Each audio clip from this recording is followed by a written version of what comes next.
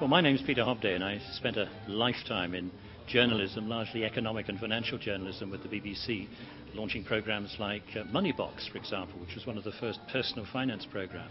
My new day job seems to be facilitating conferences like this, and this one falls absolutely, I suppose, into my old remit as an economic and financial journalist. Yeah, hi, I'm Andy Davey. I'm the site manager and spokesperson for IVA.co.uk.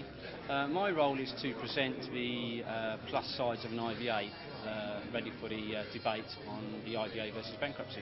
My name is Julian Donnelly. I'm the spokesperson for BankruptcyHelp.org.uk.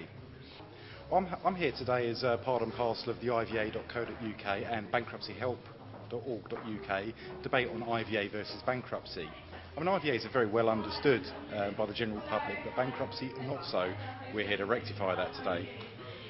And what do you think of that subject, IVA versus bankruptcy? Do you think it's an important topic? It is an important topic. I mean, many people have three choices: debt management plan, IVA or bankruptcy.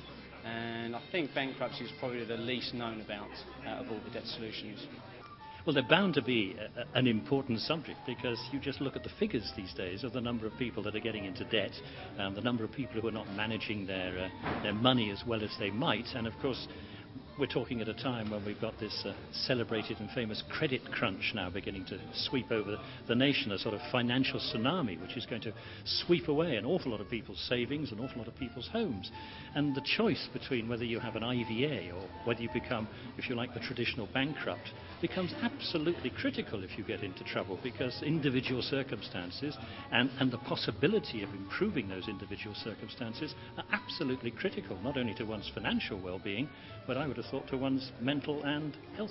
Do you think we are seeing an economic downturn and that we're going to see more and more a rise in people that need these sorts of debt solutions? An economic downturn, to be honest, has pretty much been on the cards, I think, for the past couple of years. Certainly without a shadow of a doubt, bankruptcy and IVAs are going to be on the increase. I mean, I've seen some doom mongerers predicting 600,000 this year. I think that is pretty ridiculous, but I think anywhere between 150 and 200,000 is definitely within the realms of possibility. And as you are the spokesperson for IVA.co.uk, do you think you'll be sort of fighting that corner versus bankruptcy?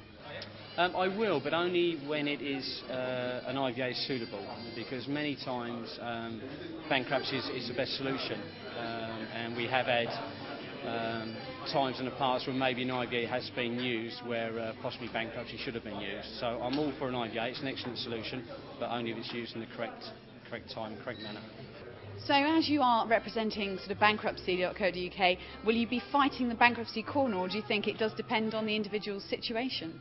Oh, without a doubt. I mean, I've got a unique perspective. I worked for one of the high street banks for 9 years, but I've also been bankrupt myself, so I've seen it from both angles.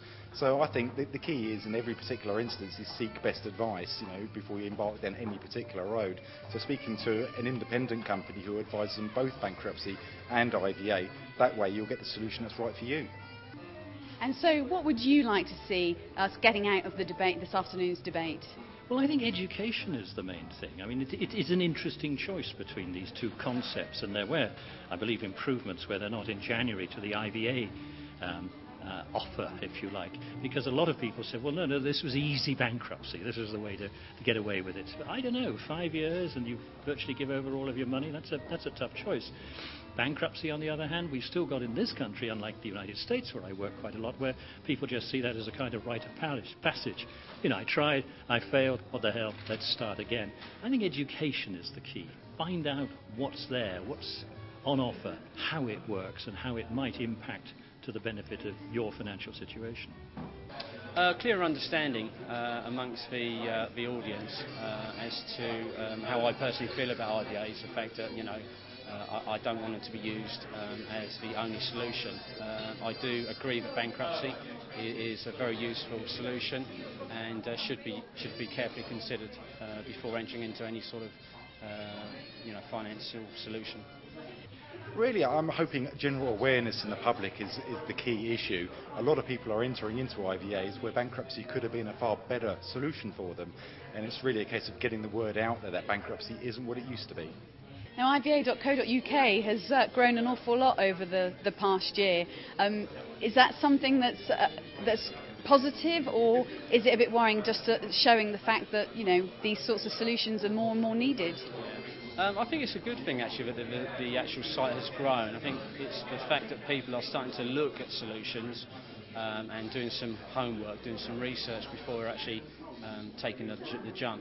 I mean, when I first joined the forum, which was probably a couple of years ago, we had 100 members. We've now got in excess of 5,000.